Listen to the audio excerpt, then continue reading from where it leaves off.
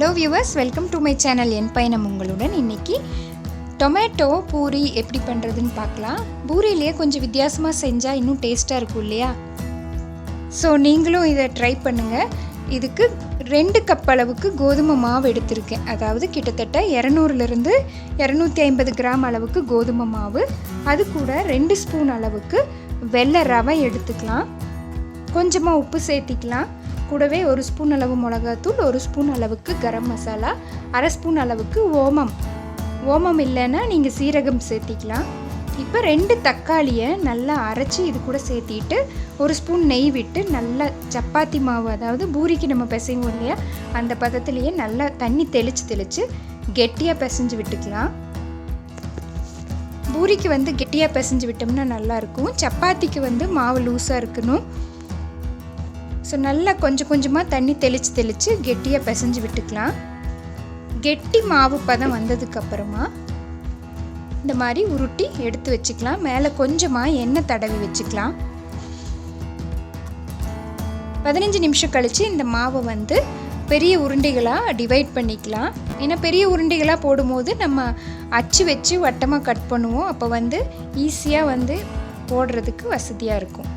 So பிரித்தாச்சு. அடுத்து தேய்ச்சி எடுத்துக்கலாம். இதையை இந்த மாதிரி பெரிய சப்பாத்தி மாதிரி தேய்ச்சி எடுத்துட்டு வட்டமாக இருக்க ஏதாவது ஒரு கப்போ இல்லை ஏதாவது ஒரு டப்பாவோட மூடியோ வச்சு இதையை நம்ம கட் பண்ணி எடுத்துக்கலாம். ஃபஸ்ட்டு எல்லாத்தையுமே தேய்ச்சி கட் பண்ணி எடுத்து வச்சுட்டு அப்புறமா எண்ணெயில் போட ஆரம்பித்தோம்னா ஈஸியாக வேலையும் முடியும். நம்ம குயிக்காகவும் போட்டு எடுத்துடலாம். சப்பாத்தி மாதிரி நம்ம இதை தேய்ச்சி போட்டுட்டு இருக்கிறது ரொம்ப சிரமமாக இருக்கும்.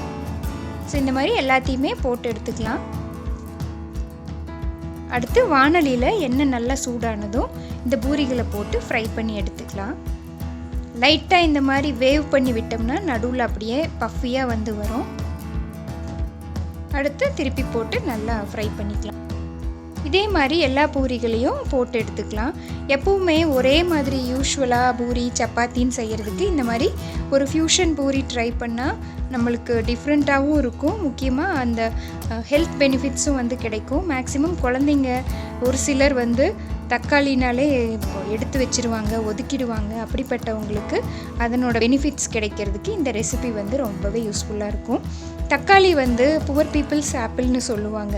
ஏன்னா அதில் நிறைய vitamin A plus vitamin C, முக்கியமாக அந்த தக்காளியோட தோலில் இருக்க அந்த முக்கியமான சத்து எப்போவுமே நம்மளை இளமையாக வச்சுருக்க உதவுது. அது மட்டும் இல்லாமல் ஆன்டி ஆக்சிடென்ட்ஸ் அதில் நிறையா இருக்குது. ஸோ எல்லா பூரிகளையும் இந்த மாதிரி போட்டு எடுத்துக்கலாம். பாருங்கள் எவ்வளோ அழகாக பந்து மாதிரி பூரி வருது அப்படின்னு சொல்லிட்டு. வெள்ளை ரவை சேர்த்துறதுனால நமக்கு இந்த பூரி பஃபியாக இருக்கும். தேவைப்பட்டால் நீங்கள் கொஞ்சம் பேக்கிங் சோடா சேர்த்திக்கலாம், அதாவது சமையல் சோடா. ஆனால் நம்ம மேக்ஸிமம் அதை அவாய்ட் பண்ணுறது நல்லது. உங்களுக்கு பூரி பஃபியாகவே இருக்கணும் அப்படிங்கிற பட்சத்தில் கொஞ்சமாக நீங்கள் பேக்கிங் சோடா சேர்த்திக்கலாம். அப்போ ரொம்ப நேரம் அப்படியே கிறிஸ்பியாக நிற்கும். எல்லா பூரிகளையும் போட்டுட்டு சைடில் நான் சைட் டிஷ் ரெடி பண்ணிவிட்டேன். இந்த பூரி ரெசிபிக்கு சைட் டிஷ் எதுவுமே தேவையில்லை. கர்ட் ஆனியன் வச்சுக்கலாம், இல்லைன்னா குக்கும்பர் ரைத்தா, கேரட் ரைத்தா அந்த மாதிரி வச்சா கூட நல்லாயிருக்கும். அப்படியும் இல்லைன்னா ஏதாவது ஒரு பிக்கிள் வச்சு கூட சாப்பிட்லாம். ப்ளெயின் ஆனியன் டொமேட்டோ வச்சு கூட இதுக்கு சாப்பிட்லாம், ரொம்ப நல்லாயிருக்கும்.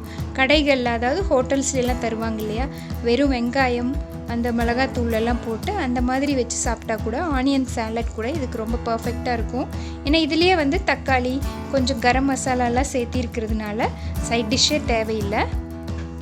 இதை டிஃப்ரெண்ட்டான ஷேப்ஸில் கூட நம்ம போட்டு எடுக்கலாம். ஸோ டிஃப்ரெண்ட்டான இந்த பூரி ரெசிபி ஹெல்த்தியானதும் கூட. இதை மசாலாவோட நான் இன்றைக்கி சர்வ் பண்ணுறேன். நீங்களும் இதை ட்ரை பண்ணுங்கள். உங்களோட வேல்யூபிள் சஜஷன்ஸ் அண்ட் கமெண்ட்ஸையும் ஷேர் பண்ணுங்கள். இன்னொரு டிஃப்ரெண்ட்டான ரெசிபியில் உங்களை மீட் பண்ணுறேன். தேங்க்யூ.